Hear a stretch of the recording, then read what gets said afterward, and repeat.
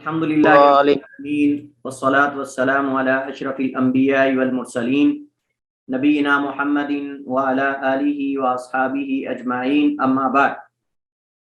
ہمارا موضوع چل رہا ہے نجاست کے احکام و مسائل، اور انہی احکام و مسائل میں سے آج ہمارے پاس دو مسئلے ہیں۔ کوشش کریں کہ ہم دونوں مکمل کریں، یا پھر کم از کم ایک مسئلے سے متعلقہ جو احکام و مسائل ہیں ان کو ہم مکمل کریں گے۔ اور وہ سب سے پہلے کہ کسی زندہ جانور سے جو کاٹا ہوا گوشت ہوتا ہے، جو کاٹ لیا جاتا ہے، اس کا کیا حکم ہے۔ اس کو علماء عموماً پانیوں کے باب میں ذکر کرتے ہیں۔ اس کو عموماً بعض علماء نے اس حدیث کو کہ نبی کریم علیہ السلام نے فرمایا کہ جو کسی چوپائے سے کاٹا جائے اس حال میں کہ وہ چوپایا زندہ ہو تو کاٹا گیا جز جو ہے وہ مردار کے حکم میں ہوتا ہے۔ اور دوسرا وہ کون سے دو مردار ہیں جو حلال ہیں، کون سے دو مردار ہیں جو حلال ہیں، ان پر انشاءاللہ ہم ان سے متعلق احکام و مسائل کو پڑھیں گے۔ تو یہ دو مسئلے ہیں جو آج ہمارے پاس موجود ہیں، دیکھتے ہیں دونوں مکمل ہوتے ہیں۔ تو سب سے پہلے ہمارے پاس جو مسئلہ ہے زندہ جانوروں سے کاٹے ہوئے گوشت کا ہے، اور یہ اصل میں حدیث میں بیان ہوا ہے۔ حضرت ابو واقد اللیثی رضی اللہ تعالی عنہ روایت کرتے ہیں، قال، انہوں نے کہا، قال النبی صلی اللہ علیہ وسلم، نبی علیہ السلام نے فرمایا، ما قطع من البہیمۃ وہی حیۃ فہو میت۔ نبی علیہ السلام نے فرمایا کہ جو چوپائے سے کاٹا گیا اس حال میں کہ وہ چوپایا زندہ ہو، اس حال میں کہ وہ چوپایا زندہ ہو، وہی حیۃ یعنی وہ چوپایا زندہ ہو، فہی میتۃ تو وہ کاٹا ہوا جز جو ہے وہ مردار ہے، وہ کاٹا ہوا جز جو ہے وہ مردار ہے۔ یعنی ہر وہ عضو جو زندہ حلال چوپائے سے کاٹ لیا گیا وہ حرام ہے، کیونکہ اب وہ زوال حیات کے سبب مردہ ہو چکا ہے، یعنی زندگی زائل ہونے کی وجہ سے اس کے اندر سے زندگی ختم ہو چکی ہے، اس وجہ سے وہ مردہ ہو چکا ہے، اور مردار نجس ہوتا ہے، جیسا کہ ہم پہلے اس کے بارے میں پڑھ چکے ہیں۔ تو یہ حدیث ہے۔ اب اس حدیث کے بارے میں کئی ایک مسائل ہیں، اس حدیث سے متعلق کئی ایک فقہی احکام اور مسائل ہیں جن کو ہم پڑھتے ہیں۔ سب سے پہلے مسئلہ یہ ہے کہ کیا یہ حکم صرف خشکی کے جانوروں کے لیے ہے یا خشکی اور تری یعنی سمندر کے دونوں جانوروں کے لیے، یعنی خشکی کے اور سمندر کے دونوں کے جانوروں کے لیے خاص ہے، عام ہے حکم، یا کہ صرف خشکی کے جانور جو ہیں جیسا کہ گائے ہے، بھینس ہے، بکری ہے، ہرن ہے، یا دیگر جو خشکی کے جانور جنہیں شکار کیا جاتا ہے وہ ہیں۔ تو جواب میں ہم یہ کہیں گے کہ بظاہر حدیث سے ہی معلوم ہوتا ہے کہ حکم خشکی کے جانوروں کے ساتھ خاص ہے، کیونکہ اس حدیث کا پس منظر ہے۔ اور پس منظر کیا ہے اس حدیث کو، یعنی نبی علیہ السلام نے یہ کیوں کہا کہ جو بھی زندہ چوپائے سے کاٹا گیا ہے اس حال میں کہ وہ زندہ ہو تو وہ کاٹا گیا جز جو ہے وہ مردار کے حکم میں ہوتا ہے۔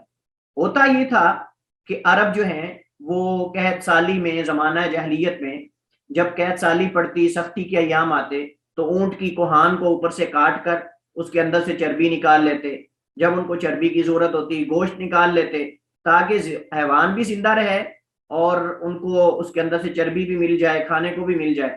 تو وہ کیا کرتے تھے کہ اس کے اندر سے چربی نکال کر، گوشت نکال کر اس کو اوپر سے دوبارہ بند کر دیتے تھے۔ اس دور کے یعنی جو طریقہ ان کے ہاں تھا، اس کو اوپر سے جو ہے وہ ٹانکے لگا دیتے یا جس طرح بھی اس کو بند کر دیا جاتا۔ وقت گزرنے کے ساتھ ساتھ وہ جو زخم ہوتا تھا وہ دوبارہ ٹھیک ہو جاتا، وہ چربی دوبارہ چڑھ جاتی۔ اس طرح کر کے وہ جانوروں کو تکلیف دیتے تھے، اس طرح کر کے وہ جانوروں کو اذیت اور تکلیف دیتے تھے کہ جیسے دمبا ہے، دمبے کی چکی میں سے اس کے جو دم ہے اس میں سے چربی نکال لیتے، اونٹ کی کوہان سے چربی نکال لیتے، اس کے ایک جسم کا حصہ کاٹ لیتے، باقی کو جو ہے وہ پٹی وغیرہ لگا کر اس کو ٹھیک کر دیتے۔ تو اس میں جانور کے لیے جو ہے وہ ایک طرح کی اذیت ہے۔ تو دوسرا یہ ہے، آپ جانتے ہیں کہ جب جانور کو ذبح کیا جاتا ہے تو اس سے وہ نجس خون جو ہوتا ہے، جس کو دم مسفوح ہم نے پڑھا بھی ہے، او دمن مسفوحن، کہ دم مسفوح ہو، وہ نجس ہے، وہ نکل جاتا ہے جب ذبح کیا جاتا ہے۔ لیکن اگر جانور کو ذبح کیے بغیر اس کے جسم سے کوئی حصہ یا اس کا پارٹ وغیرہ الگ کیا جائے تو اس سے وہ خون نجس نہیں نکلتا، خارج نہیں ہوتا، تو وہ گویا کہ مردار کے حکم میں ہوتا ہے۔ تو اس وجہ سے رسول کریم علیہ السلام جب مدینہ تشریف لائے تو آپ نے لوگوں کو دیکھا کہ لوگ ایسا کر رہے ہیں، اونٹ کی کوہان کو کاٹ کے اندر سے چربی نکال لیتے ہیں، کسی جو چھترا وغیرہ ہوتا ہے، دمبا وغیرہ ہوتا ہے، اس کی دم سے چربی نکال لیتے، اس کو دوبارہ سلائی کر دیتے. تو اب اس میں ایک تو وہ اذیت والا معاملہ ہے، اور دوسرا اس میں جو نجاست والا معاملہ ہے کہ اس سے وہ خون جو دم مسفوح ہے وہ اس کے اندر باقی رہتا ہے. اس وجہ سے وہ جانور جس کو جھٹکا دے کر جو ہے وہ ذبح کیا جائے، بجلی کا جھٹکا یا کسی بھی چیز کا، وہ کھانا جائز نہیں ہے، کیونکہ اس کے اندر سے وہ دم مسفوح نکلتا نہیں اور وہ نجس ہوتا ہے، آپ جانتے ہیں. تو جب وہ خون جانور کے اندر ہی رہ جاتا ہے جو کہ دم مسفوح ہے، تو اس جانور کو کھانا جائز نہیں. اس وجہ سے قرآن کریم کے اندر ان جانوروں کو کھانے سے روکا گیا ہے جن کو گلا گھٹنے سے مر جائے، اونچی جگہ سے گرنے سے مر جائے، سینگ لگنے سے مر جائے، دیوار کے نیچے آ کر مر جائے. المتردیۃ والنطیحۃ وما اکل السبع، یہ سارے جانور ایسے ہیں کہ جو تبھی موت مر جاتے ہیں یا گلا گھٹنے سے مر جاتے ہیں، ان سے دم مسفوح نہیں نکلتا. تو جب دم مسفوح نہیں نکلتا تو اس صورت میں وہ نجس ہوتے ہیں اور میتہ اور مردار ہوتے ہیں. تو نبی کریم علیہ الصلوۃ والسلام نے جب انہیں دیکھا کہ وہ ایسا کر رہے ہیں تو آپ صلی اللہ علیہ وسلم نے ان کو روک دیا، منع کر دیا، اور آپ نے فرمایا ما قطع من البہیمۃ وہی حیۃ فہو میتہ، کہ جو بہیمہ سے، کسی بھی چوپائے سے اس کی زندگی کی حالت میں کاٹا جائے، ذبح کیے بغیر اس کی زندگی کی حالت میں جو جز کاٹا جائے گا وہ مردار کے حکم میں ہوگا، اور جیسے مردار نجس ہے ایسے وہ بھی نجس ہے. اللہ کے نبی علیہ الصلوۃ والسلام نے منع کر دیا جانور کو اس طریقے سے ذبح کرنے سے. کیا یہ حکم صرف آدمی کے کاٹنے سے لاگو ہوگا؟ یہ ایک دوسرا مسئلہ ہے، یعنی اسی حدیث سے متعلق دوسرا مسئلہ کہ کیا یہ حکم صرف آدمی کو کاٹنے سے لاگو ہوگا، آدمی کے، یا کسی بھی طرح اگر کٹ جاتا ہے، یعنی شکاری کتا اگر کاٹ دیتا ہے، تیر لگنے سے اس کا جز الگ ہو جاتا ہے، یا کوئی چیز گرنے سے اس کا جز ایک کٹ جاتا ہے، تو اس کو بھی شامل ہے. یعنی وہاں ہے کہ کاٹا جائے، لیکن اگر نہ کاٹا جائے، ویسے ہی گر جائے، یا زخم لگنے سے، یا تلوار لگنے سے، یا تیر آپ نے مارا، یا کتے نے کاٹ دیا، تو اس صورت میں بھی یہ حکم لاگو ہوگا. جی ہاں، چاہے جس طرح بھی کٹ جائے، اس حال میں کہ وہ جانور زندہ ہو، تو اس صورت میں وہ کٹا ہوا حصہ جو ہے وہ حرام بھی ہے اور نجس بھی ہے. وہ حرام بھی ہے اور نجس بھی ہے، اور جب نجس ہے تو لہٰذا وہ اس کو جو ہے وہ استعمال کرنا جائز نہیں ہے. اچھا، ایک اور مسئلہ ہے، اور وہ یہ ہے کہ اگر کسی نے شکاری کتا بسم اللہ پڑھ کر چھوڑا، یہ تیسرا مسئلہ اس حدیث سے متعلق، اسی حدیث سے متعلق یہ تیسرا مسئلہ ہے کہ اگر کسی نے شکاری کتا بسم اللہ پڑھ کر چھوڑا، یا بسم اللہ پڑھ کر جانور کو کوئی تیز دار آلہ مارا جس سے اس کا آدھا حصہ الگ ہو گیا، تو کیا اب وہ مردار کے حکم میں ہوگا یا نہیں؟ یعنی دوسرے لفظوں میں آسان کر کے میں مسئلہ پیش کرتا ہوں کہ ایک جانور کو آپ نے بسم اللہ پڑھ کے تلوار ماری، درمیان میں اس کے دو حصے ہو گئے، یا کتے نے اس کو جو ہے، شکاری کتے نے اس کو پھاڑ کر دو حصوں میں کر دیا، اور آپ نے اس کو بسم اللہ پڑھ کے چھوڑا تھا. اب جب اس کے دو حصے ہو گئے تو کیا اس صورت میں اس کو کھایا جا سکتا ہے کہ نہیں؟ اس میں اختلاف ہے، اور اس میں فقہا کے دو قول ہیں. پہلا قول یہ ہے کہ اگر اس چوپائے کا سر والی طرف کٹا ہوا حصہ آدھے سے کم ہو تو وہ مردار کے حکم میں ہوگا، اور اگر سر کی طرف کا کٹا ہوا حصہ زیادہ ہو تو وہ حلال ہے. یہ قول امام ابو حنیفہ رحمہ اللہ تعالیٰ کا، یعنی امام ابو حنیفہ رحمہ اللہ تعالیٰ فرماتے ہیں کہ اگر اس کا سر والا حصہ زیادہ ہو، یعنی جب درمیان سے کٹا ہے تو اگر سر والا حصہ زیادہ ہے اور پیچھے والا حصہ کم ہے تو اس صورت میں تو جائز ہے، لیکن اگر سر والا حصہ کم ہو تو اس صورت میں جائز نہیں، کیونکہ عموماً ذبح سر والے حصے کی طرف سے کیا جو ہے وہ ذبح کیا جاتا ہے. دوسرا قول یہ ہے کہ دونوں حصے ہی حلال ہیں.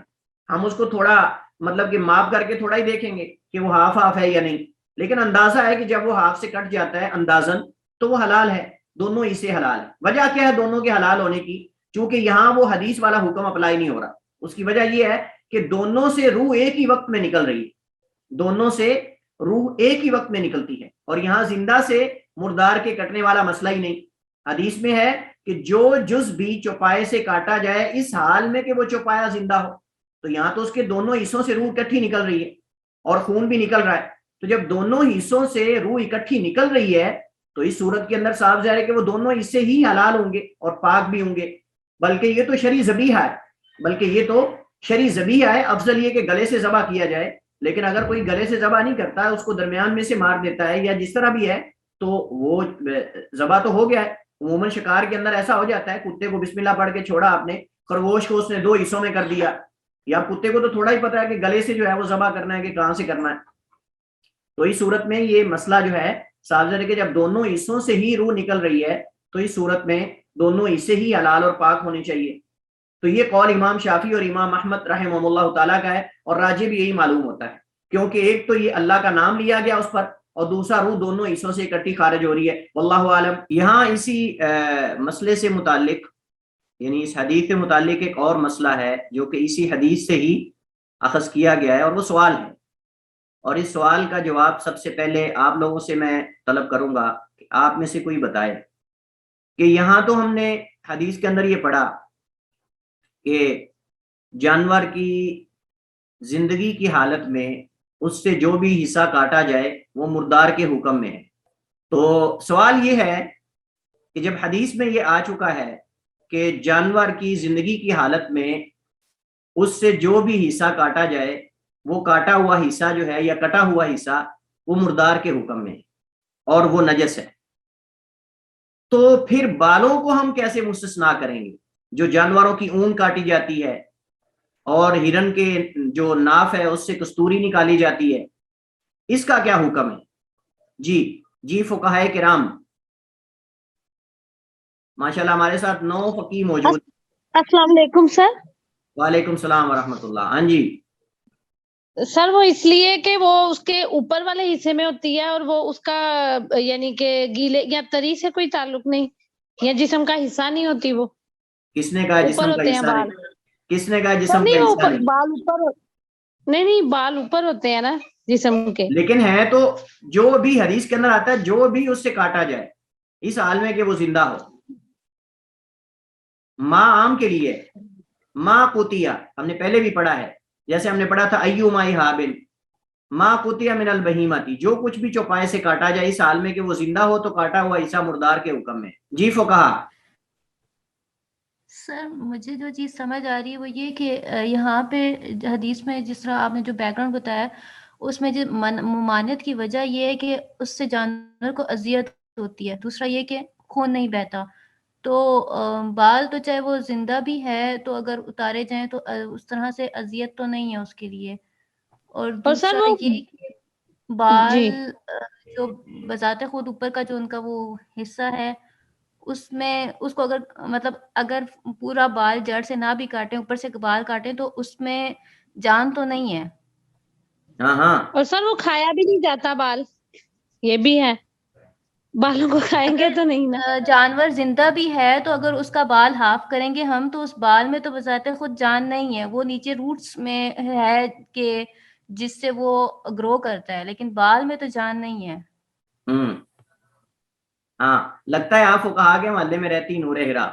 نہیں سر. احسنتی آپ نے جواب جو ہے وہ صحیح دیا ہے، قریب آپ نے جواب دیا ہے. بہرحال ہمیں اس کا کوئی قاعدہ تو بنانا پڑے گا، ہمیں اس کا کوئی قاعدہ اور اصول تو بتانا پڑے گا اور بنانا پڑے گا جس سے ہم ہر چیز کو مستثنا کر سکیں جو اس قاعدے کے اندر آئے گی. تو قاعدہ کیا ہے؟ آئیے، قاعدہ یہ ہے جیسے کہ فقہا نے ذکر کیا کہ یہاں حدیث کے اندر جیسے آپ نے پڑھا وَهِيَ حَيَّةٌ، اس حال میں کہ وہ زندہ ہو. اب صاف ظاہر ہے کہ جن چیزوں کے اندر پہلے ہی زندگی نہیں ہے، جن چیزوں کے اندر پہلے ہی حیات نہیں ہے، زندگی نہیں ہے، ان کو کاٹنے سے کیا فرق پڑتا ہے؟ مثلا بال ہیں، اب اگر کسی بکرے چھترے وغیرہ کی اون اگر کاٹی جاتی ہے تو اس کے اندر تو پہلے ہی حیات نہیں، اس کے اندر تو پہلے ہی زندگی نہیں ہے، اگر اس کو کاٹیں گے بھی تو اس کی زندگی ہونے یا نہ ہونے سے فرق نہیں پڑتا، کیونکہ حدیث کے اندر ہے وَهِيَ حَيَّةٌ، اس حال میں کہ وہ چوپایا زندہ ہو اور وہ حصہ بھی زندہ ہو، اس کے اندر بھی حیات زندگی چل رہی ہو جس کو کاٹا جا رہا ہے، اور جو ہی اس کو کاٹیں گے زندگی ختم ہو جائے گی، جبکہ جانور کے اندر ابھی تک حیات موجود ہے. تو لہٰذا اس کی اون اور ہرن کے ناف سے جو اخذ کی جاتی ہے عنبر، یہ ان کے اندر حیات نہیں ہوتی، یہ ایک الگ چیز ہے، اگرچہ اس کے جسم کا حصہ ہے لیکن ایک ایسا حصہ ہے کہ جس کے اندر پہلے ہی حیات و زندگی نہیں. جب اس کے اندر پہلے ہی حیات و زندگی نہیں ہے تو اس صورت کے اندر ایک تو اس کو کاٹنے سے اس میں زندگی ختم نہیں ہوگی کیونکہ پہلے ہی نہیں، اور دوسرا یہ ہے کہ اس سے جانور کو اذیت بھی نہیں ہوگی، جانور کو اذیت بھی نہیں ہوگی. لہٰذا یہاں وہی اعضاء مراد ہیں جن کے اندر پہلے حیات ہے، زندگی ہے، اور جس کے اندر زندگی نہیں تو پھر قاعدہ کیا ہوگا؟ قاعدہ یہ ہوگا کہ اس حدیث سے فقہا نے یہ قاعدہ اخذ کیا ہے کہ جس چیز کا مردار حرام اور نجس ہو، جس چیز کا مردار حرام اور نجس ہو، حالت حیات میں اس سے کٹا ہوا عضو بھی حرام ہوگا. حالت حیات میں اس سے کٹا ہوا عضو بھی حرام ہوگا. اور جس کا مردار حلال اور پاک ہو، حالت حیات میں اس سے کٹا ہوا عضو بھی پاک اور حلال ہوگا، جیسا کہ مچھلی اور ٹڈی ہے، جیسا کہ مچھلی اور ٹڈی ہے. ایک قاعدہ یہ ہے، آپ جانتے ہیں کہ نبی کریم علیہ الصلوۃ والسلام نے فرمایا کہ احلت لنا میتتان والدمان، ہمارے لیے دو مردار اور دو جو ہے وہ خون حلال کر دیے گئے. اب دو مردار سے مراد مچھلی اور ٹڈی ہے. اب یہ زندہ ہیں تب بھی حلال ہے، مردہ ہیں تب بھی حلال ہے. تو جس چیز کا حالت موت میں کھانا جائز ہے، اس سے زندگی میں کاٹ بھی لیا جائے تو وہ اس حکم میں نہیں آئے گا حدیث کے. یہ قاعدہ پہلا سمجھ گئے آپ؟ یہ پہلا قاعدہ ہے، یعنی یہ قاعدے کا پہلا جز آپ سمجھ سکتے ہیں. یہ آپ کو سمجھ آ گیا ہے؟ جی سر. یعنی جس کا مردار حرام اور نجس ہے، حالت حیات میں اس سے کٹا ہوا عضو بھی حرام اور نجس ہوگا. اور جس کا مردار حلال ہے اور پاک ہے، حالت حیات میں اس سے کٹا ہوا عضو بھی پاک اور حلال ہوگا. لہذا اگر ایک بندہ مچھیرا، مچھلیاں پکڑنے والا جو ہے، اگر وہ مچھلی پکڑتے پکڑتے کسی چیز سے اس کے دو ٹکڑے کر دیتا ہے، مچھلی آدھی بھاگ جاتی ہے، اس کا ایک حصہ اس کے ہاتھ میں آتا ہے، اب وہ کھا سکتا ہے، وہ حلال بھی ہے پاک بھی ہے، کیونکہ مچھلی موت کی حالت میں بھی حلال ہے اور زندگی کی حالت میں بھی حلال ہے. جبکہ چوپائے مرنے کے بعد حرام ہے. چوپائے اگر مر جاتے ہیں اپنی طبی موت، جیسے کہ گائے ہے، بھینس ہے، بکری ہے، کوئی بھی چیز ہے، حلال نہیں ہے، جبکہ مچھلی مردہ ہونے کے بعد بھی حلال ہے. لہٰذا اگر اس کو دو حصوں میں بھی کر دیا جائے تو جو حصہ چاہیں آپ کھا لیں، کیونکہ اس کے اندر وجہ کیا ہے؟ اس کے اندر وہ دم مسفوح نہیں ہے، وہ جو خون بہانا جو ضروری ہے وہ مچھلی کے اندر ہے ہی نہیں، تاکہ وہ صحت کے لیے نقصان دہ ہو یا اس کے سائڈ افیکٹ ہو. تو مچھلی کے اندر اللہ نے وہ خون رکھا ہی نہیں کہ جو انسان کی طبیعت کو، انسان کی صحت کو نقصان دیتا ہو. یہ پہلا قاعدے کا جز ہے. دوسرا یہ ہے، اسی طرح جس کا مردار حلال تو نہیں لیکن پاک ہے، جس کا مردار حلال تو نہیں لیکن پاک ہے، اس سے حالت حیات میں کٹا ہوا عضو پاک ہوگا. اس سے حالت حیات میں کٹا ہوا عضو پاک ہوگا. جیسا کہ انسان ہے، اگر اس کی انگلی یا ہاتھ کٹ کر پانی میں گر جائے تو پانی نجس نہیں ہوگا. اگر اس کی انگلی کٹ جاتی ہے، ہاتھ کٹ جاتا ہے تو کٹا ہوا عضو نجس نہیں ہے، کیونکہ ہم نے یہ پہلے بات طے کی ہے، انسان کا بدن، انسان پاک ہے زندگی میں بھی موت میں بھی، اور انسان سے جسم سے نکلنے والا خون سوائے شرمگاہ کے وہ خون بھی پاک ہے. یہ ہم نے باقاعدہ پہلے مسئلہ پڑھ لیا ہے. تو لہٰذا یہ ایک قاعدے کا اور جز ہے کہ اسی طرح جس کا مردار حلال تو نہیں لیکن پاک ہے، اس سے حالت حیات میں کٹا ہوا عضو بھی پاک ہوگا. جیسا کہ انسان ہے، انسان کا عضو کٹ جائے گا پھر بھی پاک ہے، اس کے جسم سے خون نکلتا ہے کٹنے کی صورت میں، وہ خون بھی پاک ہے. یہ ہم سارا مسئلہ پہلے پڑھ چکے ہیں. لہٰذا یہ قاعدہ اس حدیث سے اخذ کیا گیا جو ہم نے پہلے پڑھی، اور اسی سے یہ ہم وہ قاعدہ بھی اخذ کریں گے کہ جانور کا وہ عضو، جانور کا وہ اعضاء اس کے یا وہ اس کا پارٹ جس کے اندر پہلے ہی حیات و زندگی نہیں ہے، جس کے اندر پہلے ہی حیات و زندگی نہیں ہے، اگر وہ اس کی زندگی کی حالت میں کاٹ بھی لیا جائے تو اس سے اس کی جانور کی صحت پر اثر نہیں پڑتا، اور نہ کاٹے ہوئے حصے پر کو اثر پڑتا ہے. وہ پاک ہے تو پاک ہی ہے. جیسا کہ جانوروں کی اون ہے، ہرن کے ناف سے نکلنے والی کستوری ہے، جتنی بھی چیزیں ہیں یہ فوائد. اس طرح بعض جانوروں کے سینگ کا اگر حصہ اوپر والا کاٹ لیا جائے تو تب بھی اس کو نقصان نہیں ہوتا. عموماً آپ نے دیکھا ہوگا جب بھینسوں کی یا بیل وغیرہ کے سر کے اندر سینگ داخل ہونے لگ جاتا ہے تو اس کو اوپر سے کاٹ دیتے ہیں، اس کو نقصان نہیں ہوتا بالکل بھی، نہ تکلیف ہوتی ہے. تو یہ چیزیں اس سے مستثنا ہیں. اب سوال ایک آپ سے ہے، یہ سوال یہ ہے کہ یہاں حدیث کو پانی کے باب میں کیوں ذکر کیا گیا ہے؟ اگرچہ میں نے اشارہ کر دیا ہے، اگرچہ میں نے جواب کی طرف اشارہ کر دیا، لیکن پھر بھی آپ لوگوں سے سوال ہے کہ یہ تو حلال و حرام کے مسئلے کے اندر اس کو ڈسکس کرنا چاہیے تھا، اس چیز کو شکار کے مسئلے میں، شکار کے باب میں، شکار کے مسائلوں میں اور حلال و حرام کے مسئلے میں ذکر کرنا چاہیے تھا، کھانے پینے میں، لیکن اس کو یہاں پانیوں کے باب میں کیوں ذکر کیا جا رہا ہے؟ ہاں جی اور اس کے حوالے سے ہاں وہ جو حلال مردار ہے وہ مچھلی ہے اور وہ پانی کا جانور ہے. ہم یہاں پانی کے بارے میں پڑھ رہے ہیں نا کہ کون سا، مطلب اس کو پانی کے باب میں نے کہا ذکر کرتے ہیں بعض فقہا اس حدیث کو پانی کے باب میں ذکر کرتے ہیں، اور اس طرح ہم یہاں نجاستوں کے باب میں پڑھ رہے ہیں. ہاں سر جس طرح بھی آپ نے کہا کہ جس طرح انسان کی انگلی وغیرہ پانی میں گر جائے تو اس کو نجس نہیں کرے گی، تو اسی لیے پڑھ رہے ہیں بالکل کہ اگر ان میں سے احسن تھی، یعنی اسی طرح اگر کسی چوپائے سے، زندہ چوپائے سے اس کا کوئی حصہ کاٹ کر پانی میں ڈال دیا جائے تو پانی نجس ہو جائے گا، تو وہ پانی نجس ہو جائے گا. اور چونکہ وہ حصہ نجس ہے، مردار ہے تو مردار نجس ہوتا ہے لہذا. لیکن اگر کسی انسان کی انگلی، اس کا ہاتھ یا کوئی چیز کٹ کے پانی میں گر جائے تو پانی نجس نہیں ہوگا، چونکہ انسان کا اعضاء کٹا ہوا، اس کا عضو، اس کے اعضاء کٹے ہوئے پاک ہیں. تو لہذا اس وجہ سے فقہا اس کو پانی کے باب میں بھی ذکر کرتے ہیں بعض، اور بعض اس کو نجاستوں کے باب میں بھی ذکر کرتے ہیں کہ جانور کا حصہ کٹا ہوا کون سا نجس ہے اور کون سا نجس نہیں ہے. لہذا جس حصے کے اندر حیات ہے، زندگی ہے، اور چوپائے کی زندگی میں وہ کاٹ لیا جائے وہ نجس ہو جائے گا، اور جس میں پہلے ہی زندگی نہیں ہے وہ کاٹنے سے نجس بھی نہیں ہوگا. لہٰذا اگر اون آپ پانی کے اندر ڈال دیں تو پانی کو نجس نہیں کرے گی. ہرن کی کستوری ہے، آپ پانی کے اندر ڈال دیں، پانی کو نجس نہیں کرے گی، چونکہ اس کے اندر پہلے ہی حیات موجود نہیں ہے. تو اس وجہ سے اس مسئلے کو یہاں اس باب کے اندر ذکر کیا جاتا ہے. دو مردار کون کون سے ہیں جو حدیث میں وارد ہوئے؟ حضرت عبداللہ بن عمر رضی اللہ تعالی عنہما روایت کرتے ہیں ان رسول اللہ صلی اللہ علیہ وسلم قال، بے شک نبی کریم علیہ السلام نے فرمایا احلت لنا میتتان، ہمارے لیے دو مردار حلال کر دیے گئے ہیں، الحوت والجراد، ایک مچھلی اور دوسری ٹڈی ہے. ٹڈی دل جو آپ نے سنا ہوا کہ پچھلے دنوں بھی خبر آئی تھی کہ بعض فلاں علاقے میں ٹڈی دلوں نے حملہ کر دیا ہے.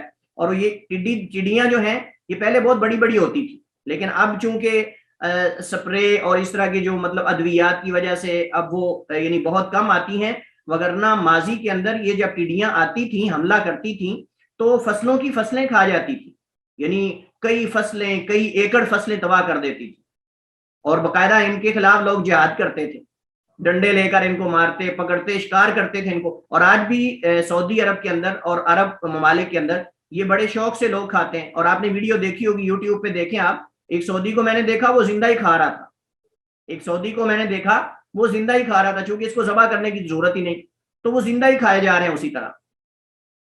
تو یہ جو ٹڈی ہے یہ بھی حلال ہے، اور اسی طرح یہ مچھلی بھی حلال ہے. اس حدیث میں اگرچہ کلام ہے، بعض علماء نے اس میں کلام کی ہے، لیکن راجح بات یہ ہے حدیث صحیح ہے.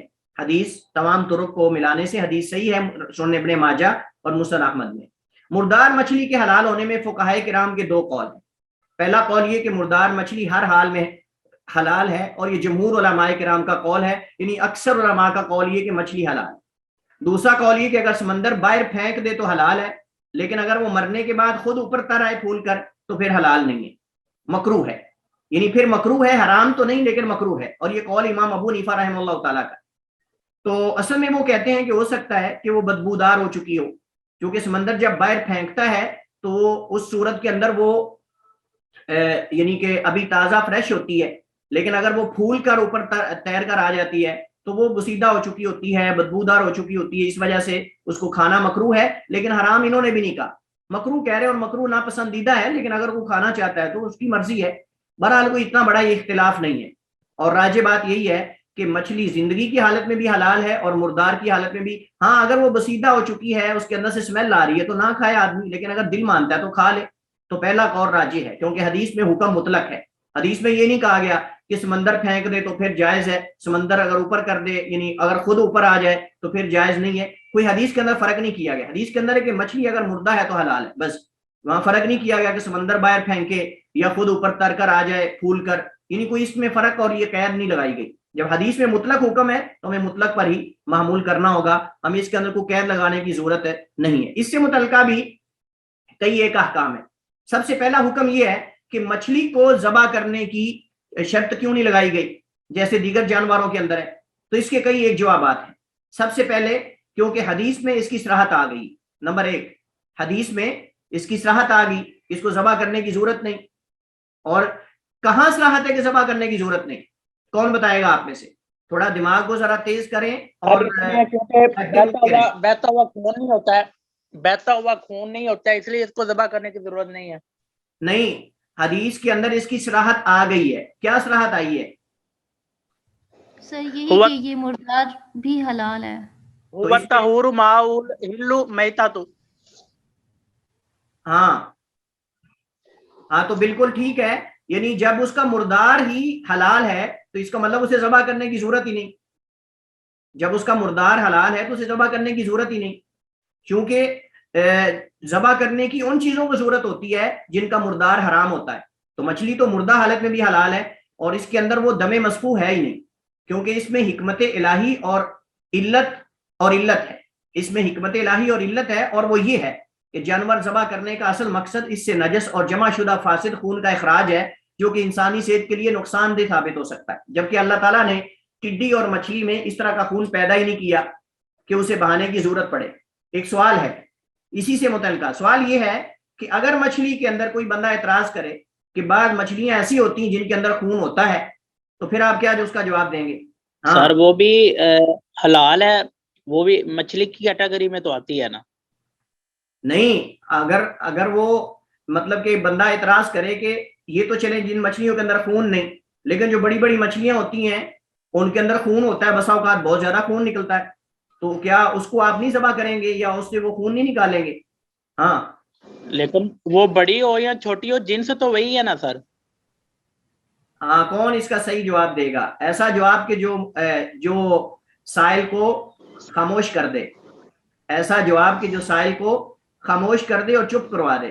ہاں جس طرح وہ سر شعر میں کہتے ہیں, جادو وہ جو سر چڑھ کر بولے.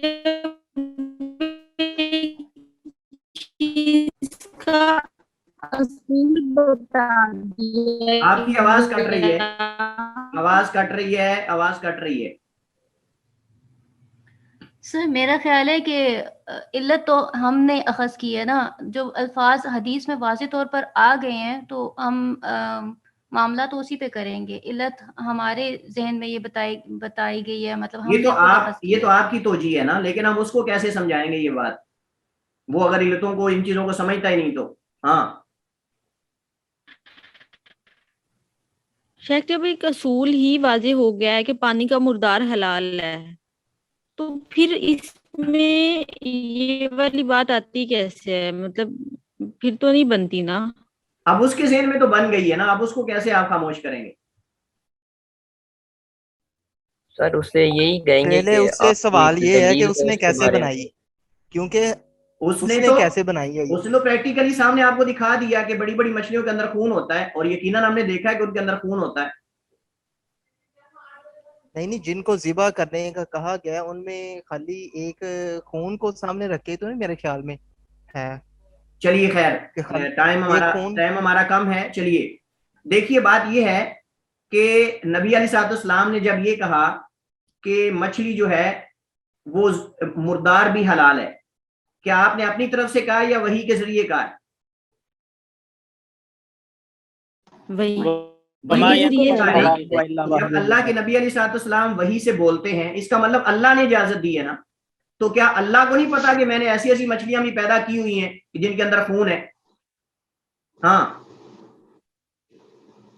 لیکن سر یہاں پر وہ یہ بھی تو سوال پیدا کر سکتا ہے نا, یہ تو ایک نان مسلم اگر وہ یعنی کہ اسلام کو ایکسپٹ کرتا ہے تو وہ کہے گا کہ جی سائنٹیفکلی طور پہ اس کو پروو کریں, اس میں تو اتنا زیادہ بلڈ ہے اور اس میں تو ہے اس کا جواب بھی موجود ہے, اس کا جواب بھی موجود ہے. پہلا جواب یہ ہے کہ جس اللہ تعالیٰ نے مچھلی کو مردہ حالت میں حلال کیا ہے, اس اللہ کو یہ بھی پتا تھا کہ ایسی مچھلیاں بھی ہیں جن کے اندر کچھ نہ کچھ خون ہوتا ہے. نمبر ایک. نمبر دو, میڈیکلی طور پر, سائنسی طور پر بھی یہ بات ثابت ہے کہ مچھلی کے اندر خون ہو یا نہ ہو, اگر خون ہے بھی تو وہ خون انسانی صحت کے لیے نقصان دہ نہیں ہے, جیسے جانوروں کے اندر دم مسفوح نقصان دہ ہوتا ہے. لہذا جب وہ نقصان دہ نہیں ہے تو اس کا ہونا یا نہ ہونا اس پہ کوئی اثر نہیں پڑتا. اب تو مان جائے گا کہ نہیں؟ حسن. چلیے, سوال نمبر 2, یہ وہی جس کا میں نے ابھی آپ کو جواب دیا ہے, کیونکہ رسول اللہ صلی اللہ علیہ وسلم کیونکہ اللہ تعالیٰ اسے جانتا ہے، اور جب اللہ تعالیٰ جانتا ہے تو اس نے یہ فیصلہ کیا ہے. اور رسول اللہ صلی اللہ علیہ وسلم اور آپ کے صحابہ کرام حیات طیبہ، اصل چیز نبی کریم علیہ السلام نے اور صحابہ کرام نے ایسی مچھلیاں کھائی ہیں. آئیے ہم اس واقعے کو پڑھتے ہیں. حضرت جابر رضی اللہ تعالیٰ عنہ روایت کرتے ہیں، کہتے ہیں بعثنا النبی صلی اللہ علیہ وسلم. یہ انتہائی ایمان کو کھینچنے والی حدیث ہے، اور یہ حدیث جو ہے صحابہ کرام کی غربت، صحابہ کرام کی تنگیاں، ان کی مشکلات، یہ ان کا بیان ہے. اس حدیث کے اندر ذرا توجہ کے ساتھ سنیے گا کہ صحابہ کرام نے کس قدر مشکلات ہماری وجہ سے، اس امت کی خاطر نبی کریم علیہ السلام کے ساتھ دین کو پھیلانے کے لیے کس قدر مشکلات کا سامنا کیا ہے. اس کی ایک مثال ہمارے سامنے یہ حدیث ہے. حضرت جابر بیان کرتے ہیں بعثنا النبی صلی اللہ علیہ وسلم 300 راکب. اللہ کے نبی نے ہمیں 300 گھوڑ سواروں کو ایک سریے کے لیے، ایک مہم کے لیے بھیجا، کوئی خاص کسی علاقے میں فتح کرنے کے لیے. وَأَمِيرُنَا ابو عبیدہ، اور اس وقت ہمارے امیر حضرت ابو عبیدہ بن جراح تھے. نرصد عیرا لقریش، اور ہمارا مقام کیا تھا کہ ہم نے قریش کے قافلے کی نقل و حرکت کو نقل کرنا تھا، کہ قریش کا قافلہ کہاں پہنچا ہے، کیسے ہے، کتنے بندے ہیں، اس میں کیا ہے. یعنی ہم نے قریش کے قافلے کی نقل و حرکت جو ہے وہ اللہ کے نبی تک لے کر آنی تھی، پہنچانی تھی. تو کہتے ہیں فاصابنا جوع، تو ہمیں بھوک، انتہائی بھوک کا سامنا کرنا پڑا. حتی اکلنا الخبط، حتیٰ کہ ہم نے درختوں کے پتے کھانا شروع کر دیے. اور اس حدیث کی وضاحت آگے آئے گی مزید، اب جب لمبی حدیث پڑھیں گے اس کے اندر اس کی وضاحت ہوگی کیوں پتے کھائے. حتی اکلنا الخبط، حتیٰ کہ ہم نے پتے کھانے شروع کر دیے. فسمی جیش الخبط، تو اس لشکر کا نام ہی جیش خبط رکھ دیا گیا، یعنی پتے کھانے والا لشکر. حتیٰ کہ جب بھوک سے ہم نڈھال ہو گئے، پتے کھا کھا کر تھک گئے. وَأَلْقَ الْبَحْرُ حُوتًا، سمندر نے ایک مچھلی پھینکی، سمندر نے ایک مچھلی پھینکی. یقال لہ العنبر، اسے عنبر کہا جاتا تھا، اور عنبر مچھلی کے اندر خون ہوتا ہے، بہت بڑی مچھلی ہوتی ہے. فَأَكَلْنَا نِصْفَ شَهْرٍ، کہتے ہیں ہم نے 300 بندوں نے آدھا مہینہ یعنی 15 دن وہ مچھلی کھائی. وَدَّهَنَّا بِوَدَكِهِ، ہم نے اس کی چربی کو پگھلا پگھلا کر جسموں پہ بھی ملا، اپنے جسموں پہ ملا. حتی صلحت اجسامنا، حتیٰ کہ ہمارے جسم مضبوط ہو گئے. قال، تو فرماتے ہیں فاخذ ابو عبیدہ ضلعا، حضرت ابو عبیدہ نے ضلعا، اس کی پسلی کو کھڑا کیا، جو بیچ والی ہڈی ہوتی ہے اس کو کھڑا کیا. من اضلاع، اس کی ہڈیوں میں سے ایک ہڈی کھڑی کی. فنصبہ، کھڑا کرنے کے بعد مر الراکب تحتہ، تو گھوڑ سوار یعنی گھوڑے پہ سوار بندہ یا اونٹ پر اس کے نیچے سے گزر گیا. اتنی بڑی مچھلی تھی کہ اس کی مچھلی کے ایک کانٹے کو یا ایک ہڈی کو جب کھڑا کیا گیا تو اس کے نیچے سے گھوڑ سوار گزر گیا. اور اس حدیث کے یعنی آگے مزید وضاحت موجود ہے. کہتے ہیں زودنا رسول اللہ صلی اللہ علیہ وسلم جرابا من تمر، اللہ کے نبی نے ہمیں ایک چھوٹا سا جو ہے وہ توشہ دیا جس کے اندر کھجوریں تھیں، یعنی تھیلی نما. فکان یقبض لنا قبضۃ، یعنی حضرت ابو عبیدہ ہمیں تھوڑی تھوڑی کر کے کھجوریں دیتے تھے. پہلے مٹھی بھر کے دیتے تھے، پھر جب کم ہونا شروع ہوگی تو ایک ایک کھجور دیتے تھے. فنمسها، ہم چوستے تھے کھجور کو، چوس کر.